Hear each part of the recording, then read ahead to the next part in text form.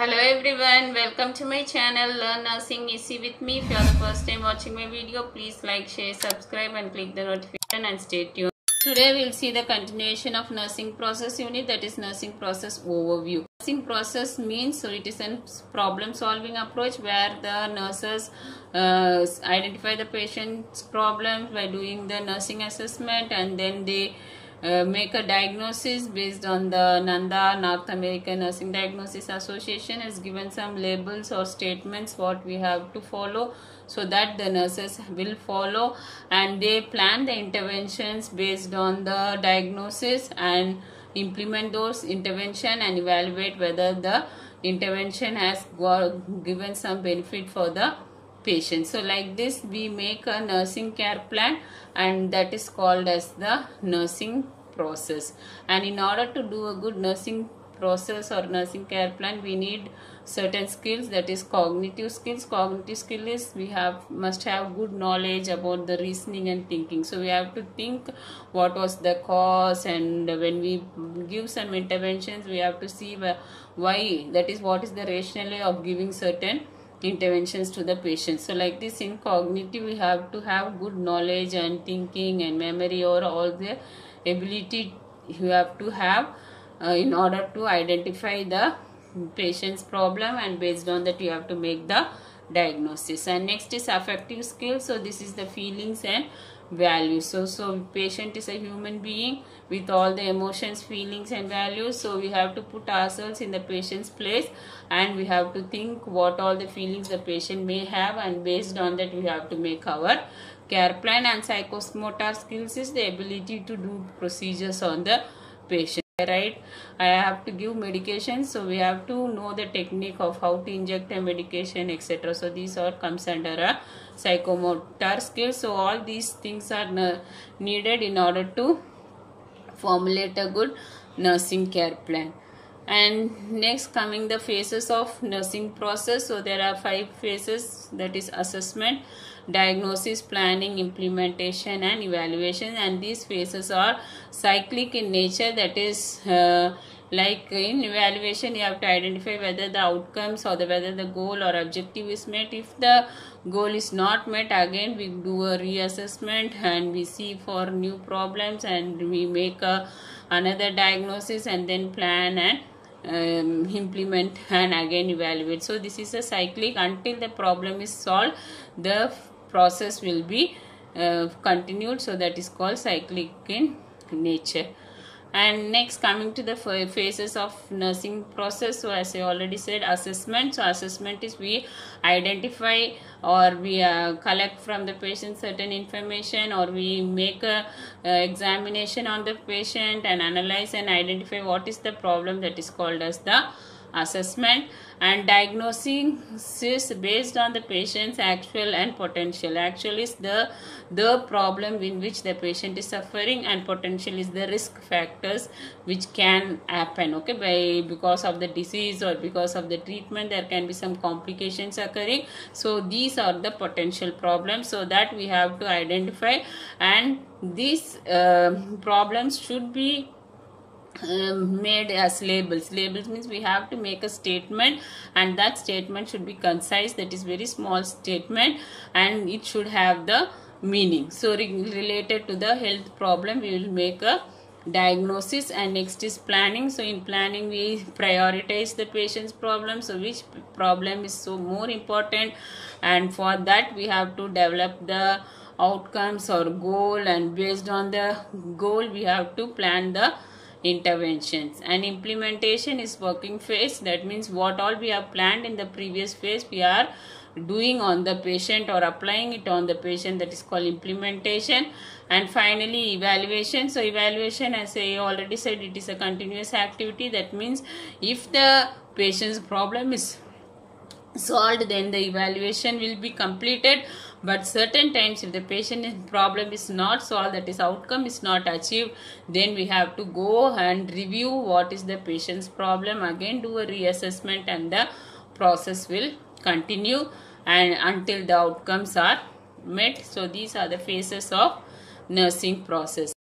The initial phase in the nursing process is the assessment phase, and in that the first step is the data collection. So when we collect data accurately, then we can make proper nursing diagnosis, and based on the diagnosis we can plan and do the interventions for the patient. And while we are selecting the problems and needs of the patient, so we must not think only the physical condition of the patient. We have to think on various dimensions like patient's biophysical, psychological problems, socio-cultural, spiritual, environmental problems. So all these, so patient who is admitted in the hospital not only will have a bodily disease, he will have so many stress and other things. So we have to collect, we have to see the needs and problems of the patient in all the dimensions. Data collection we have to do systematically, so that is there are certain formats like we have to say, do see the present history, past history, family history. So like that there is some format, so we have to follow systematically, and we have to keep on collecting the data. We can make the diagnosis, and what data we have to collect, we have to see it whether it is validated. Okay, for example, a patient is saying fever, and we cannot blindly go and give paracetamol. We have to do a validation by checking the temperature, and if the temperature degree rises, then only we can give the treatment. So like that we have to do a validation. And communication is, so what findings we have observed on the patient, that we have to record it or report it, that is called as the communication. So these all the things we have to follow in data collection. And while collecting data, we have to see the needs, health problems, his experience, any health practices he is following, values, lifestyle. So as you already said, all these aspects we have to do the assessment in the patient. And next, in the data there are two types of data, subjective and objective data. Subjective is a symptom or the covered data. What the patient is complaining or what the patient is telling is the subjective data. So this is what client's points of view will be collected, and information which are given by the family members or any caregivers and other health care professionals who know the patient can give information, and they are the subjective data. Like patient is telling, I have pain, nausea, vomiting, diarrhea. So these are all some examples of subjective data. And objective data is what we observe on the patient. It is also called a sign, and these are detected and observed on the patient, like pallor. So any color change we can detect, or diaphoresis is excessive sweating, like vital signs we can check on examination of the body parts. These all comes under the objective data. Okay, next coming to the methods of data collection. The first is interview. So interview is like history collection, where we talk with the patient and identify the patient problems, and at that time we can also evaluate any changes in the patient, and also we can teach or provide psychological support to the patient. And observation is using our five senses like touch or smell or seeing with our sight, or hearing, or some instruments like knee hammer to check the reflexes, or tuning fork to check the hearing. So like this, we with our senses we observe certain problems on the patient, that is called observation. And examination is we do an anthropometric measurement like height, weight and BMI checking, and checking the circumference of abdomen or mid-arm, head circumference in infants. And physical examination is head to toe assessment. We do review of body system is system wise examination like cardiovascular system, respiratory system examinations can be done, and interpretation of laboratory results. Okay, so we do a blood test, urine test, or any test we will do, and we examine the patient's problem. So these three methods of data collection. The other steps in the assessment phase are data validation. So data validation is we keep on checking whatever information we collected the patient are accurate or complete, and if needed we can again once or twice we can ask the patient, and we can use those subjective and objective data. Okay, when patient is complaining something, and we have to observe it and see whether the subjective and objective data are correlating. So all those things we can check, and we can validate the patient's problem, what the patient told is correct or not. That is called data validation. And data organization is like patient would have said so many problems, so we have to prioritize. Okay, like patient had said pain or a breathing difficulty or unconsciousness. So there is so many problems, so we have to which is the most important or the more prioritized problem. Okay, like breathing difficulty is the most priority problem, because if there is no oxygen, patient will not live. So we have to see what is the most important prioritized problem. So like that we have to write and keep the problems, that is called data organization, and analyze the data. So we have to see whether all the data are complete. Okay, so like we have to check the measurements like vital signs, weight, height, everything we have to check and see whatever patient has told, everything is right or not. And with the laboratory values we can clearly analyze the problems on the patient. And data communication, so when we do assessment, finally we write everything, that is we record, so that there is a factual information about the patient. And whenever we are writing, if something patient is complaining, the statement we have to write it fully so that the meaning will be obtained. Okay, so these are the assessment phase. And next is the diagnosis phase. So in the diagnosis phase, the actual problems and the potential problems are labeled with the help of a concise statement. So statement is, as I already said, North American Nursing Diagnosis has given a statement, what words we have to use. So according to the patient problem, those statements will be used. And this nursing diagnosis will provide basis to formulate outcome and also select the nursing interventions. And this diagnosis will describe the patient's problem, and also it provides a direction how to treat those problems. Okay, in the diagnostic process, the nurse must identify the both nursing, that is the actual nursing diagnosis, and the collaborative problems. Collaborative means the risk or the potential complications which can occur. So both those problems should be included in the nursing diagnosis. So the first step in diagnostic phase is data analysis and problem identification. So whatever information we have collected in the assessment data, so we have to cluster it, and you have to obtain the cues from those information, and we have to make good judgment in order to make a nursing diagnosis. And for judging this, we have to analyze the assessment data, and this data will be clustered, sorted, and what are the problems, what are the unmet needs are there. So all those things we have to identify, and we have to make a thorough analysis of the information, and finally we have to judge what is the health status, and what for all the problems with the patient, what the patient is suffering, we have to make a nursing intervention. So these interventions we make should include both the potential, that is what complications can occur, and actual health problems. So everything we have to see while making the nursing intervention. Okay, and next step is the Nanda nursing diagnosis. So in order to make the nursing diagnosis uniform so that everyone will follow a standard diagnosis, the North American Nursing Diagnosis Association, a group of professionals have joined together, and they have listed some nursing diagnosis for every patient problem. So the list is available in the website, and we can use those lists, and according to our patient we can see what nursing diagnosis has to be used. So this is an essential and useful tool that will promote safety for the patient, and also it has standardized tool which is followed by all the nurses working in any country. And this also is a evidence-based nursing diagnosis, and based on this Nanda diagnosis, they keep on evaluating the see the quality, and if changes are needed, improvement is needed, they keep changing it so that the patient safety is guarded.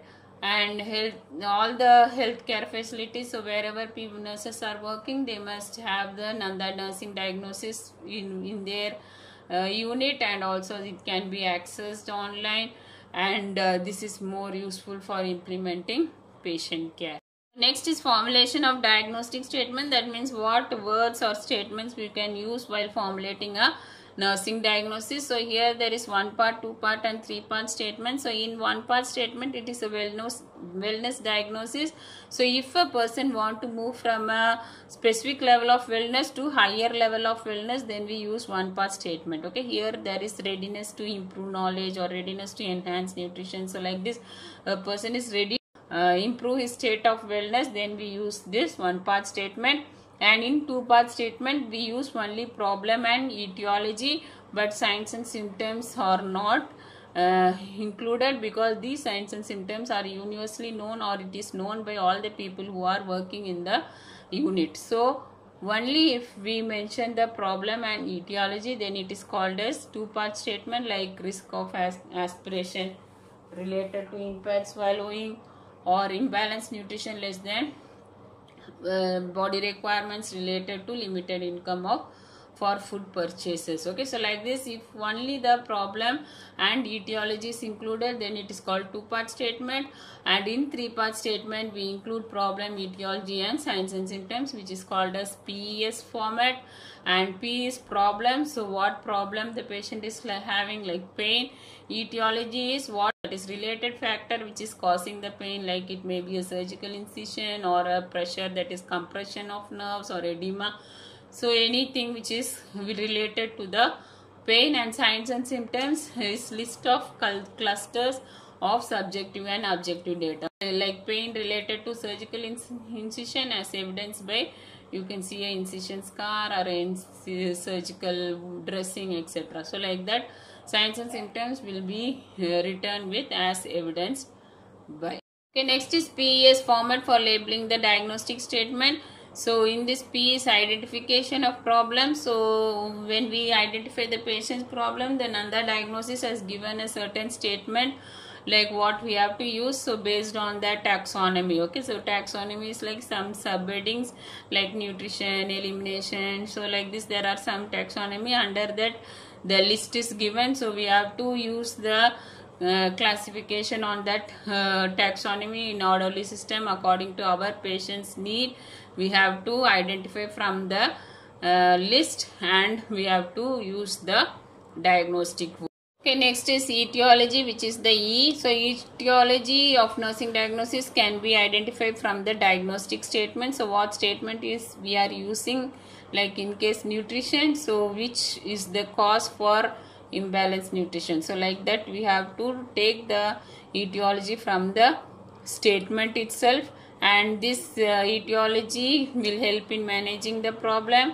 And this etiology can be some pathophysiology or a maturational, situational or treatment related factor that has caused the problem.